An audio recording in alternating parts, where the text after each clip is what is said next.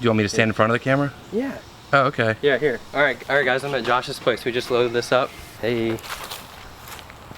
Hey there. Hey there, so Casey wants me...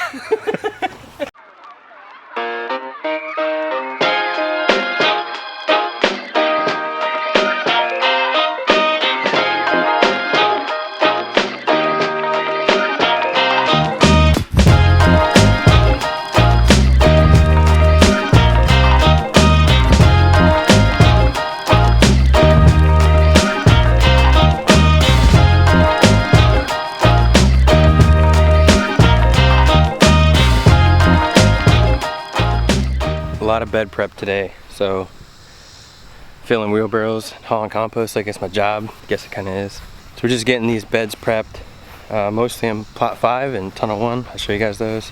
So we're getting these beds ready. There's a lot of washout here. The ones without fresh compost actually have small beets coming up. We reseeded those right before rain.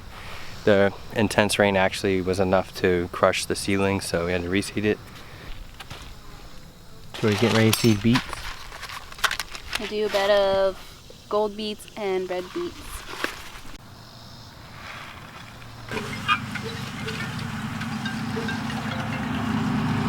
We're also gonna get this last bed ready in plot 9, and tomorrow I'm going to Country Farm and Home. That's a like amendment store. It's like a garden center for small farms, basically. It's in Pittsboro, North Carolina, and getting a pallet full of amendments like for the winter and into the spring. Gonna build some more beds, get some more stuff ready for next year, and hopefully that helps us get through the winter too. And then after that, I'm going to Josh's place, Josh Satton's place, to get his old chicken coop. And then I'm gonna bring all that back, and we're gonna take the frame of it, take the wheels off, and the front hitch off, and put it on here. This was a free boat trailer that will hook up to the 4-wheeler, and we'll move the chickens that way because the chickshaw is too small now. Yeah, I'm pretty excited about this. We got the 4-wheeler really to make work easier because I have a spine issue, and to have fun with it in the winter. I love running machinery, so it's really fun. But also it can pull this, and our neighbors letting us use land so we can expand the chicken flock. We have a demand for eggs to do that, so we're gonna do what we can. But also with the 4-wheeler, I can haul water up there. There's no water source where they're at, so instead of hauling 5-gallon buckets. And while I'm gone tomorrow, Tori, Jenny, Lila, and Sandy will be here, and they'll be planting all the beds we prepped today. They're gonna transplant, water in, cover with insect netting, shade cloth, whatever if necessary, and should be good to go. Just busted the pull cord for the BCS, but fixed it here. Alright, I think I got everything ready. Alright guys, I'm at Josh's place. We just loaded this up, and this is the chick chariot that Josh built. It holds like 100 chickens, somewhere 90, 100, something like that. Yeah, about 90. Yeah. Hey there, so Casey wants to talk a little about the chick chariot, and I built this last year. I expanded my flock out from like 30, 40 birds up to, I think I maxed out our 80 or 90, and this is an 8x10 coop and designed very similarly to the chickshaw. Hopefully you guys have seen that before. Very similar design. And one thing that I did put in this is this. Casey's got it all tied up for, and he'll see this in another video, I'm sure, once he gets this all rolling. But there's a rollaway nest box here, which is unbelievably awesome, and it keeps the eggs clean, and it also keeps them from eating them too, and stepping on them and breaking them and stuff. So it's great. There's built-in automatic feeders here for grit and for oyster shells. So it's a pretty low maintenance coop and very cheaply built, very lightweight. He's gonna put this on a trailer so he can drag it around pretty easily and give it some more rigidity. It's a little bit not as stiff as it could be, but just an awesome coop. Glad to give it to Casey. He's got it like, I don't know how many millions of chickens he has now, but this will definitely help him out. They're Tori's, they're not mine. That's cool.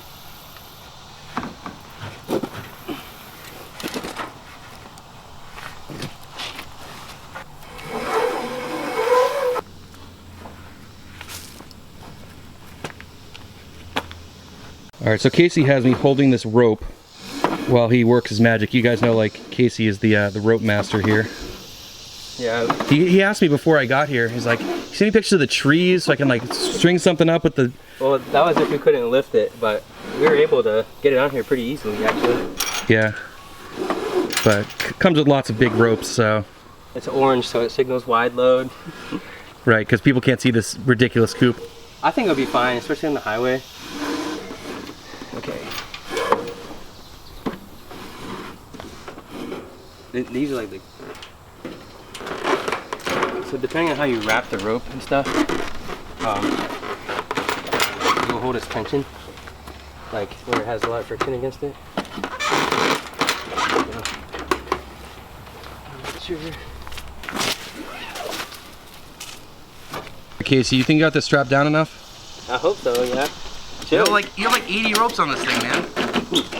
It is 150 foot of rope, plus the ratchet strap. What about the green one? Are we gonna put that one on there too? I don't know, I don't think I need to. Brought it just in case, but I think it's good.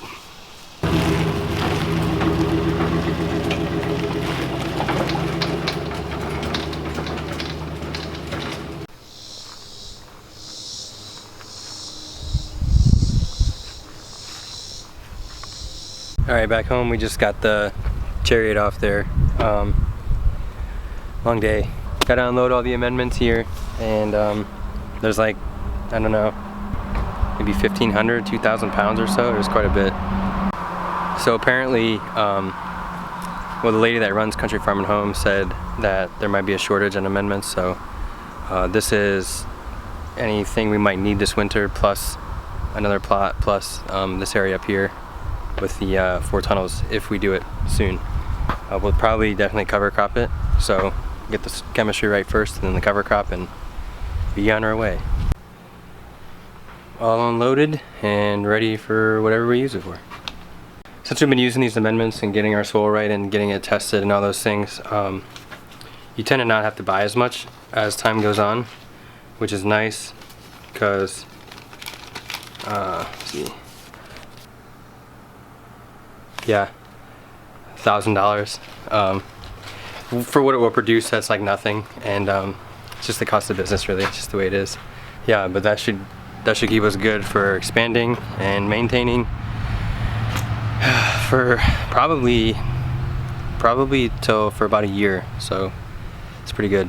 While Casey was out getting amendments and the chick chariot, Janie, Leela, Sandy, and I got 2 beds of kohlrabi transplanted, some bunching onions, and arugula seeded.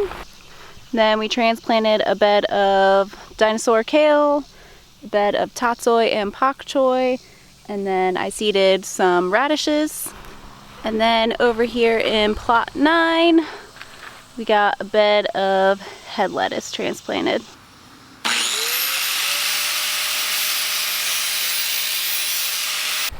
Super hot and humid already with all those transplants going in. It's gonna be tough keeping everything watered today. So we've been doing the wobblers, the drip on stuff, and also hand watering where it's needed. What up, George? What up? Coming through plot 7 and just wheel hoeing these beds, raking it out. The really heavy rains pretty much destroyed everything, so that whole plot is like basically got to be rebuilt almost. Not like really, but it just needs a lot of attention. And there should be another tunnel coming for that one, so that'll make it a little easier.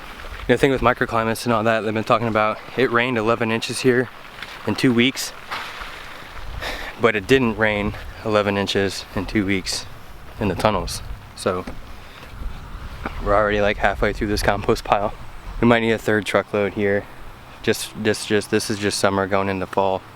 It's a lot of work to get everything ready for winter and everything, so it's just that time of year. I'd rather do it now and just deal with it as opposed to sitting there in January and February with nothing to sell and beating ourselves up because we didn't put the work in now. That's really all it is. Same bed prep process. Cultivate, rake, get the weeds out, compost amendments, BCS, and then we'll plant maybe later today. Emma's coming from 319 Outdoors. She's gonna help us 2 days a week now, so every Wednesday and Friday she'll be here for 4 hours. That'll be nice. How's the seeding going, Emma?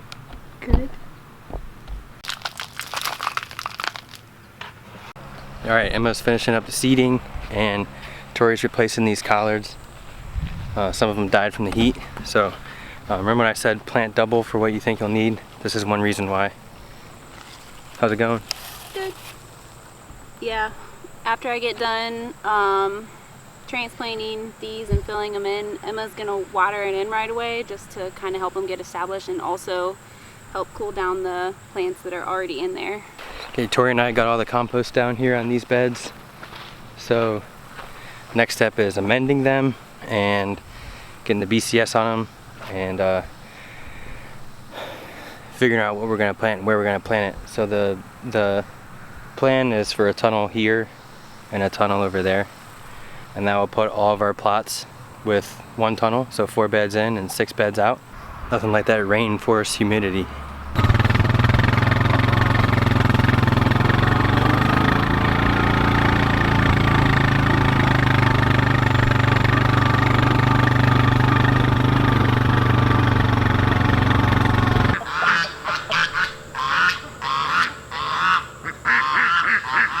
We're gonna check and see if any chickens laid any eggs in the new coop.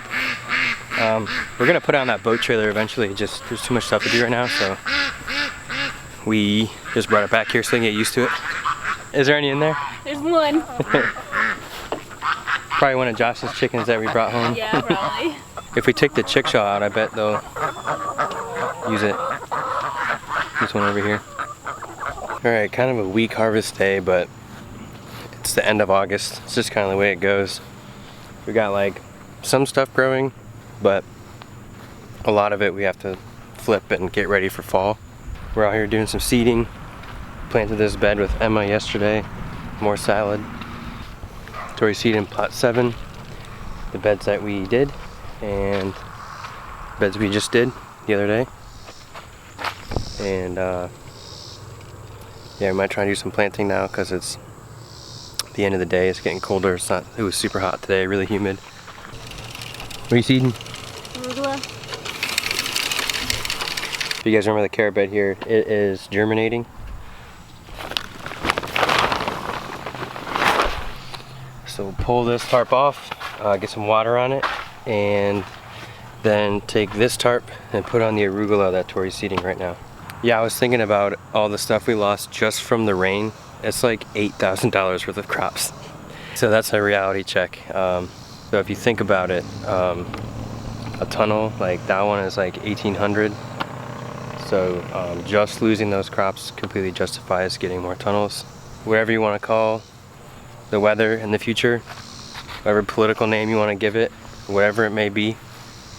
I asked the meteorologist here, I got to meet him in real life, the meteorologist for Charlotte. I asked him what the likelihood of like weather patterns for our summers and stuff moving forward, and he said heavier rains and hotter summers. Okay, this is tunnel 1, and that there's gold beets.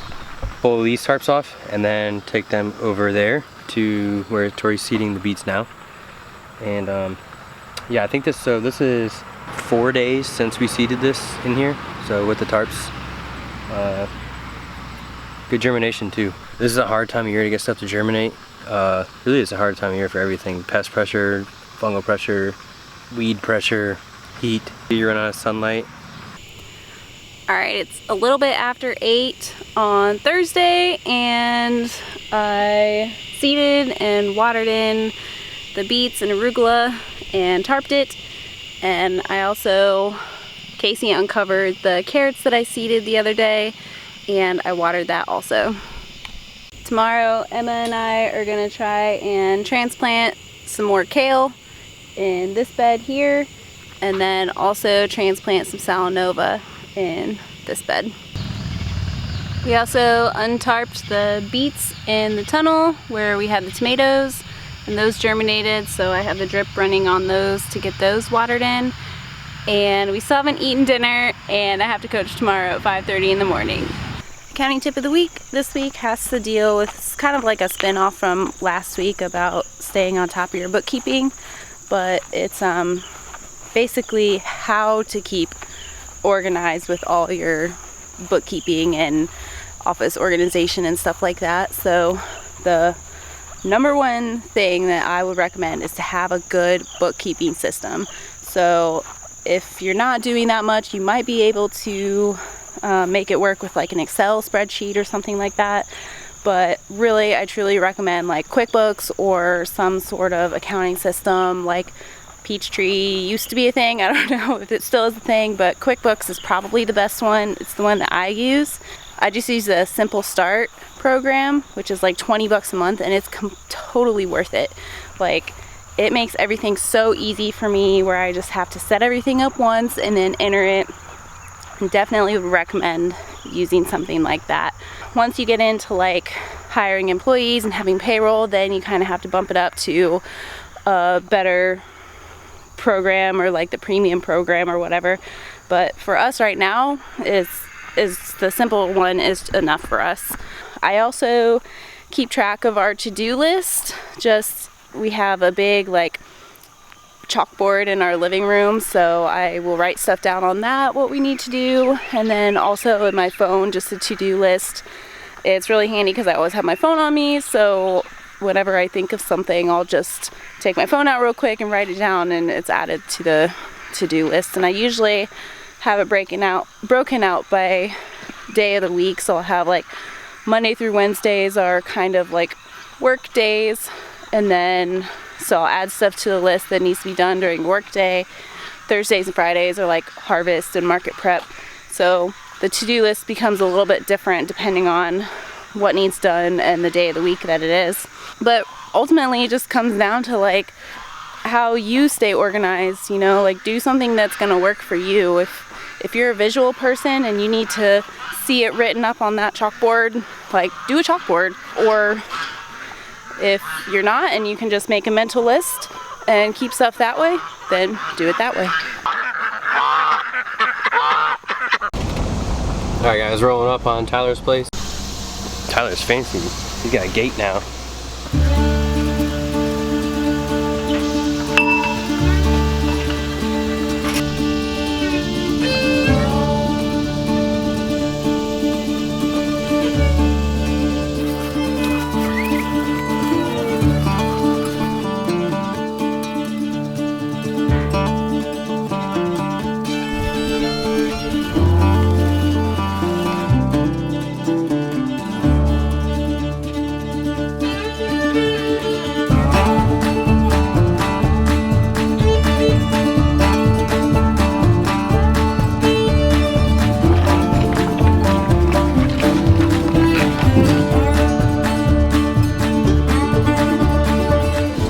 Alright, we're at Tyler's farm. So how many pigs and cows do you raise? Well, on this farm we've got 20 beef cows, but we have some on another farm as well where we raise our finished steers. And then pigs. I got a bunch of pigs. Yeah, you got a bunch of pigs. I don't know. I'm always scared to say. Might be persecuted for it. Oh, guys.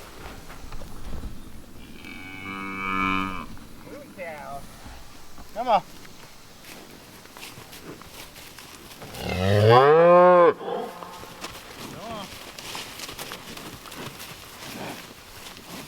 Aren't these like a cross between two breeds or something? Yeah, they're Wagyu Hereford crosses.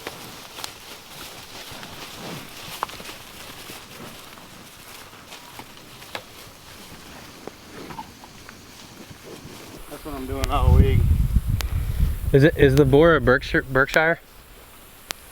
Biggie? Yeah. Yeah, he's a Berkshire.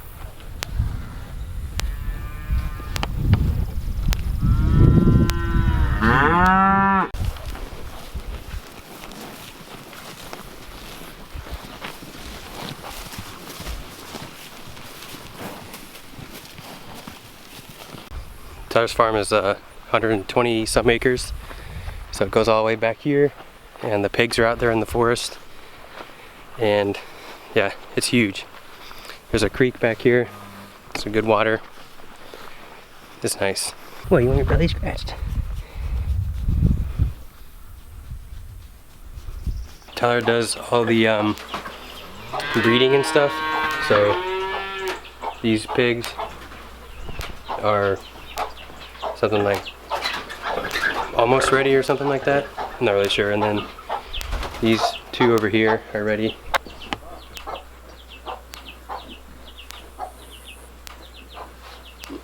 But because that's all she's. If she ain't thirsty, she can dump it out.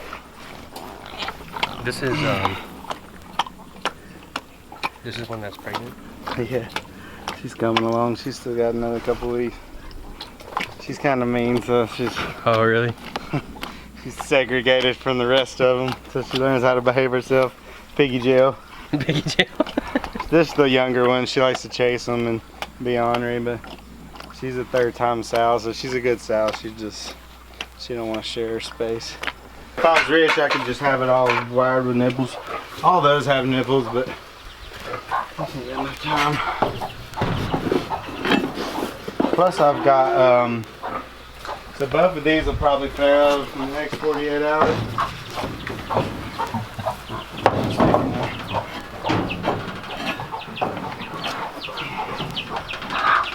So the farrowing stalls, we do hand watering because we give them as much as they want. They're not thirsty. They want to make mud holes out of everything.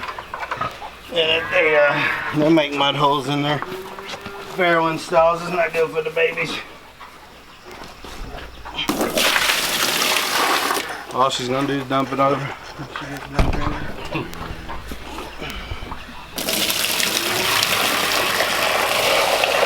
Like I said, I could put nipples in here, but they'll run the nipples constantly until they just fill their stall with water. Yeah, we had a pig at North Corner that did that. Yeah, like this one, you can see over here they do it.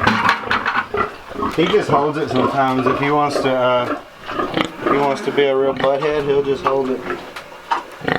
Let it run. You can hang on.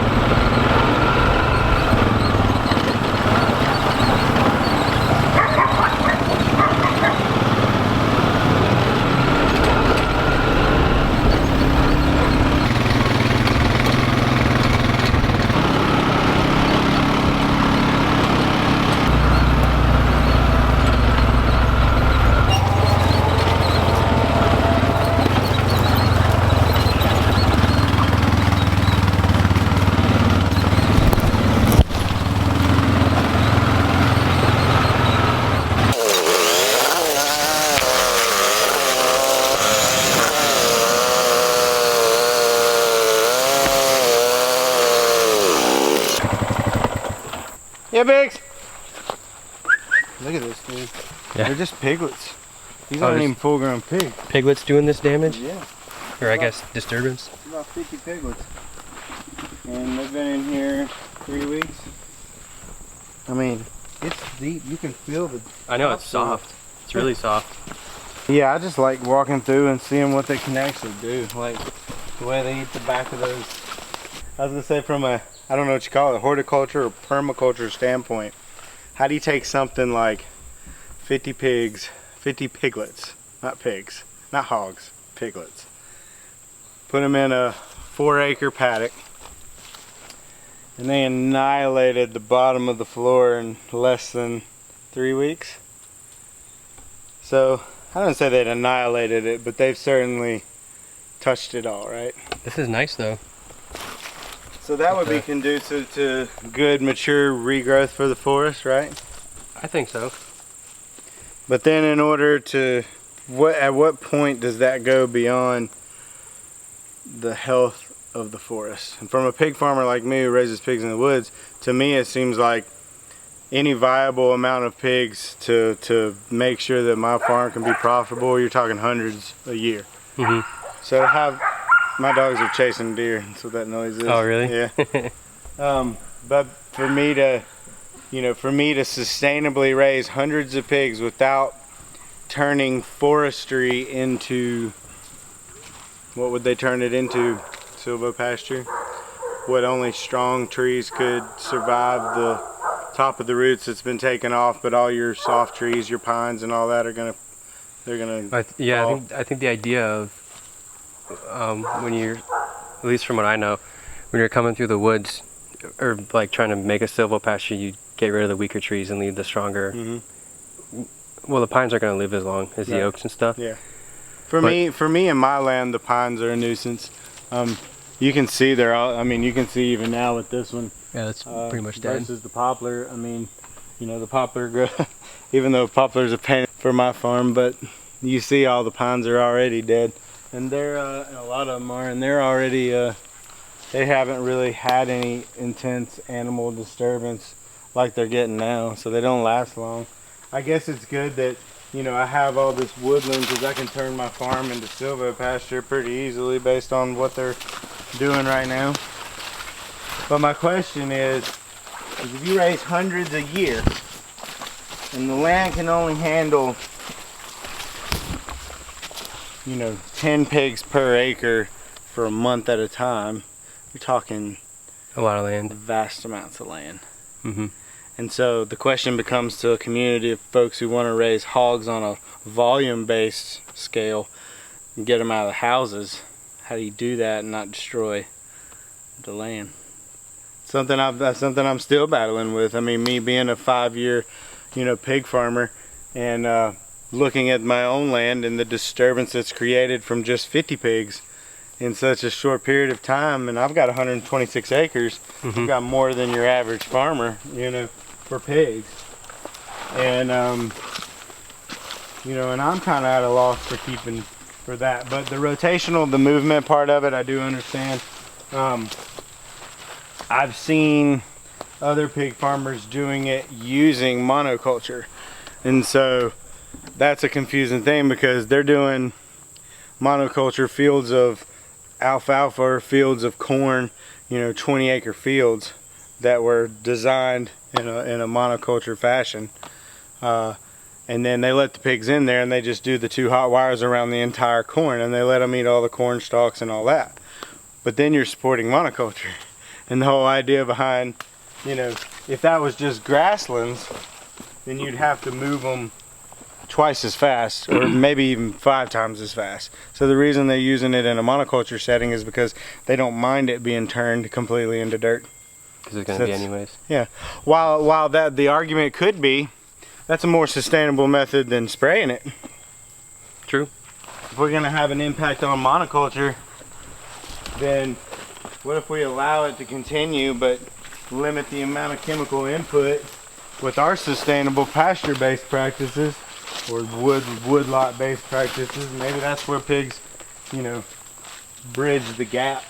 A lot of times when I make videos and stuff, I talk about doing what's practical over being ideological. Right. And we all want it perfect. I mean, yeah, but we don't want to, live in a world of corn and soybeans. I know. But we can't. But it didn't start yesterday. You're not going to change it tomorrow. No, definitely you can not. start working on it, but Definitely not. Feeders. Did the pigs do that? They cut it like that with the chainsaw? With their teeth.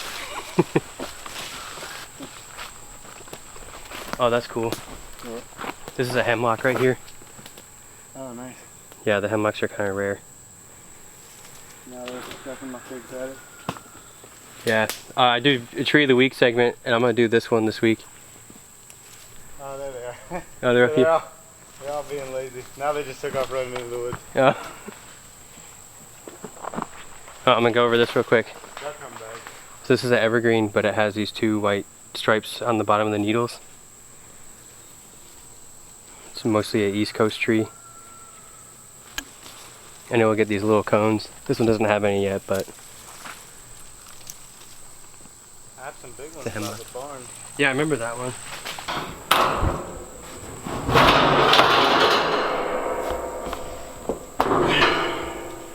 How much feed in now?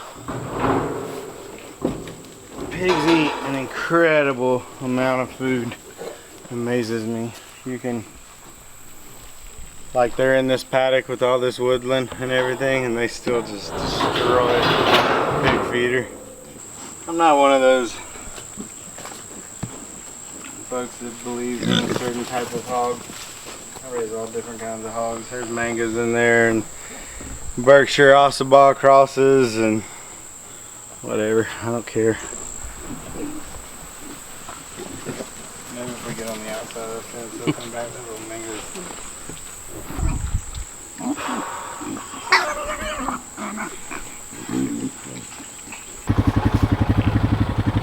That's a older hemlock there. There's the cones. New, and then more mature. Alright, back from Tyler's. That was fun. Really went there to ride four-wheelers and just kind of take a break for a day. But tomorrow is going to be, well, all next week is going to be really, really packed and busy. So Friday during the farm pickups, while we had people coming here and Emma and I were planting tomatoes, the tunnels came and had to unload them by hand. So thankfully Jared was here. Jared, if you watch this, thanks. That's an old co-worker. And so here in this plot, this is plot 7, and then over in plot 6 we're gonna put up 2 tunnels next week and hopefully build out plot 8 where the buckwheat is, and that will be long-term winter stuff, just extra, you know, cabbages, collards, extra things that can handle the cold. It's just a backup for winter, because I know what we went through last winter, and I had my back injury last winter, and now that we're doing this full time, we need to be, it's just the plan that we're gonna have to roll with. Yeah, the tunnels here, you know, there's 2 there. They just come in these bundles of pipe. I have that in another video. Don't want to bore you guys. There's plastic, you know, the rebar, rope, the kit box with everything in it. And yeah, so that's the plan, is to get those up next week. Well, tomorrow, work on that. Get this seeded in carrots.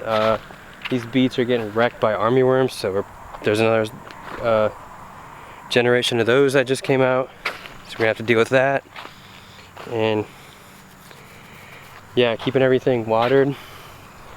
You know, the beets here, they got beat up by the rain. Just keeping it all rolling. That's the challenge right now. You know, peak disease, peak insect pressure, peak weeds, still hot. Trying to get the cold weather crops out and realistically get them growing and established. But it's going along. It's going good. Our markets were all right. My market in Charlotte was pretty busy despite the rain and wind, so that was cool. And yeah, another week. I'm gonna get this video edited, and then we'll be back at it tomorrow. Hope you guys have a good week.